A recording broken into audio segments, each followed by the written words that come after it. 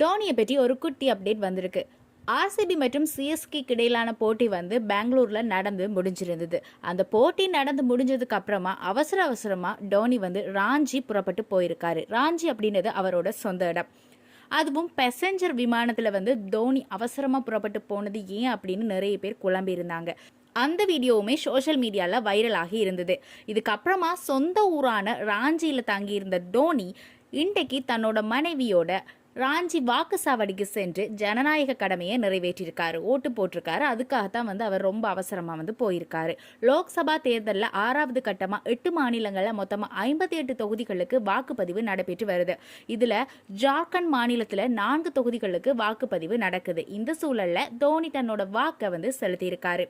அவர் நல்ல டிஷர்ட் போட்டு cooling glass எல்லாம் அணிந்து வாக்குச்சாவடிக்கு வந்த போது ஃபுல் கேமராவும் டோனி பக்கமாக தான் திரும்பி இருக்கு. இந்திய அணியோட நட்சத்திர வீரர் ஹார்திக் பாண்டியாவை சுற்றி தொடர்ச்சியாக சர்ச்சைகள் வந்துட்டு இருக்கு. அதுல ஒன்று தான் அவருக்கும் அவரோட மனைவிக்கும் விவாகரத்து நடைபெற உள்ளதாக வெளிவந்த தகவல். அண்மையில நடிகை நடாஷா ஸ்டான்கோவிக் அவங்களோட இன்ஸ்டாகிராம் பக்கத்துல இருக்க பாண்டியாவோட பேரை நீக்கியிருக்காங்க. அதே போல கார்த்திக் பாண்டியாவோட இருக்கிற போட்டோஸையும் அழிச்சிருக்காங்க. அது மட்டும் இல்லாம ஐபிஎல் மும்பை அணியிட ஃபெமிலியன்ல நடாஷா இல்ல. அது மாதிரி நடாஷாவோட பிறந்த நாள் மார்ச் 4ஆம் தேதி அன்று இருந்திருக்கு. அன்றைக்கு ஹார்திக் பாண்டியாவும் எந்த விதமான வாழ்த்துக்களையும் அவங்களுக்கு சொல்லல. நடாஷாவும் ஹார்திக் பாண்டியாவும் ஆதரவா ஒரு பதிவை கூட வெளியிடல. இதனால இவங்க 2 பேருக்கும் இடையில கருத்து வேறுபாடு ஏற்பட்டிருக்கு. இதனால விவாகரத்து முடிவை எடுத்திருக்கிறதாகவும் தகவல் வெளியாகி இருக்கு. ஹார்திக் பாண்டியா மற்றும் நடாஷா 2 பேருமே 2022ஆம் ஆண்டு மே மாதம் திருமணம் பண்ணிட்டாங்க. நீண்ட நாட்களாக லிவ் இன் ரிலேஷன்ஷிப்ல இருந்த இவங்க குழந்தை பிறப்பதற்கு 2 மாதங்களுக்கு முன்னுக்கு திருமணம் செய்திருக்காங்க. இதுக்கப்புறமா 2020ஆம் ஆண்டு ஜூலை மாதம் ஆண் குழந்தையும் பிறந்திருந்தது. இதுக்கப்புறமா இவங்க 2 பேருமே குழந்தையோட இருக்கிற புகைப்படங்களையும் வெளியிட்டிருந்தாங்க. இப்போ விவாகரத்து முடிவு காரணமாக ஹார்திக் பாண்டியாவோட 70% சொத்துக்களை மனைவி நடாஷாவுக்கு பெயர் மாற்றப்பட உள்ளதாக தகவல்கள் வெளியாகிருக்கு. ஹார்திக் பாண்டியாவோட சொத்து மதிப்பு கிட்டத்தட்ட 165 கோடியாக இருக்கிற சூழ்நிலையில விவாகரத்து பெற்றாங்க அப்படின்னா 100 கோடிக்கும் அதிகமான சொத்துக்களை ஹார்திக் பாண்டியா இழப்பார் அப்படின்னு சொல்லப்படுது. இந்த தகவல்கள் எதுவுமே உறுதி செய்யப்படாத தகவல்.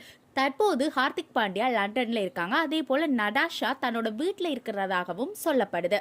2024 T20 உலகக்கோப்பை தொடரில் பங்கேற்க இருக்கிற இந்திய அணியை சேர்ந்த வீரர்கள் எல்லாருமே ஐபிஎல் தொடரால மோசமான மனநிலையில இருப்பதாக சில விமர்சகர்கள் கருத்து சொல்லிட்டு வராங்க.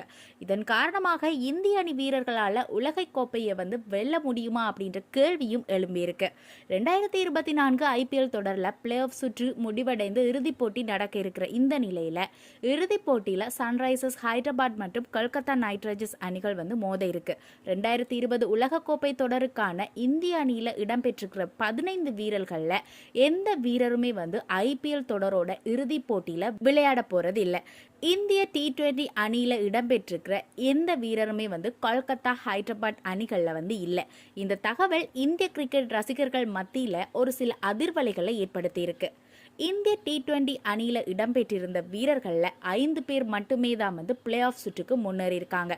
ராயல் சேலஞ்சர்ஸ் பெங்களூரு அணியைச் சேர்ந்த விராட் கோலி, முகமது சிராஜ், ராஜஸ்தான் ராயல் அணியைச் சேர்ந்த சஞ்சு சாம்சன், ஜுவேந்திர சகால் மற்றும் ஜயஸ்வி ஜெய்ஸ்வால் ஆகிய 5 பேர் மட்டுமே தான் பிளே ஆஃப் சுற்றுக்கு முன்னேறி இருந்தாங்க.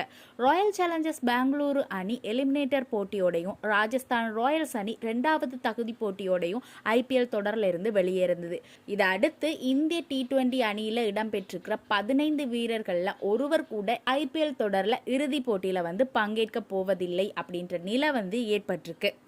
இன்னும் 9 நாட்கள்ல இந்திய அணி உலகக்கோப்பை போட்டியில விளையாட இருக்கு. அதற்குள்ள இந்திய வீரர்கள் மனதளவில் தங்கள ஐபிஎல் செயற்பாடுகளால ஏற்பட்ட அதிர்வலைகள்ல இருந்து வெளியே வருவாங்களா அப்படிங்கிற கேள்வி எழுந்திருக்கு.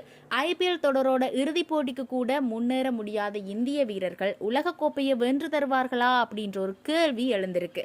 உலகக்கோப்பையை இந்திய ரசிகர்கள் மறந்துட வேண்டியதான் அப்படின்னு ரசிகர்கள் பலருமே விமர்சனம் செய்துட்டு இருக்காங்க. அதே சமயம் ஐபிஎல் வேறு உலகக்கோப்பை வேறு அப்படின்னு ஒரு சில பேர் சொல்லிட்டு இருக்காங்க. எது எப்படி இருந்தாலும் என்ன நடக்குது அப்படின்றத பொறுத்திருந்து தான் பார்க்கணும். அடுத்ததாக இருக்க நியூஸ் என்ன அப்படின்னு பார்த்தீங்கன்னா, அஸ்வின் செய்த ஒரு சின்ன தவறால் தான் ராஜஸ்தான் அணி தோல்விக்கு வந்திருக்கு அப்படின்னு சொல்லி ரசிகர்கள் எல்லாருமே வந்து பேசிகிட்டு இருக்காங்க. இந்த தோல்விக்கு ராஜஸ்தான் அணியோட சுழல் பந்து வீச்சாளரான அஸ்வின் தான் முக்கிய காரணம் அப்படின்னு சொல்கிறாங்க. இந்த போட்டியில் ராஜஸ்தான் ராயல்ஸ் அணி டாஸ் வென்று முதல்ல பந்து வீச்சை தேர்வு பண்ணியிருந்தது. ராஜஸ்தான் ராயல்ஸ் அணியோட முதல் ஓவரை ட்ரெண்ட் போல்ட் வந்து வீசினார். அடுத்த ஓவரை வேகப்பந்து வீச்சாளர் ஒருவர் வீசுவார் அப்படின்னு நினைக்கும் போது 2வது ஓவரை வந்து அஸ்வின் தான் வீசியிருந்தார். தொடர்ந்து 2 ஓவர்கள் வரைக்குமே அஸ்வின் வந்து வீசியிருந்தார். அந்த 2 ஓவர்களில் 25 ரன்களை வந்து விட்டு கொடுத்து ஒரு விக்கெட்டுமே வந்து வீழ்த்தலை. ட்ரெண்ட் போல்ட் வந்து தன்னோட 3 ஓவர்களில் 3 விக்கெட்டுகளை வீழ்த்தி இருந்தார். இந்த நிலையில் அஸ்வினுக்கு பதிலாக வேறொரு வேகப்பந்து வீச்சாளர் வந்து அந்த இடத்துல இருந்திருந்தால் நிச்சயம் சன்ரைசர்ஸ் ஹைதராபாத் அணியால் வந்து பவர் பிளே ஓவர்களில் அதிக ரன் குவிச்சிருக்க முடியாது. அதன்படி ராஜஸ்தான் ராயல்ஸ் வந்து பிளே ஆஃப் போகிறதுக்கான சான்சஸ் அதிகமாக இருந்திருக்கும் அப்படின்ட்டு ராஜஸ்தான் ராயல்ஸ் அணியோட ரசிகர்கள் எல்லாம் வந்து இப்போ அஸ்வினுக்கு மேலே செம்ம கோவத்தில் இருக்காங்க.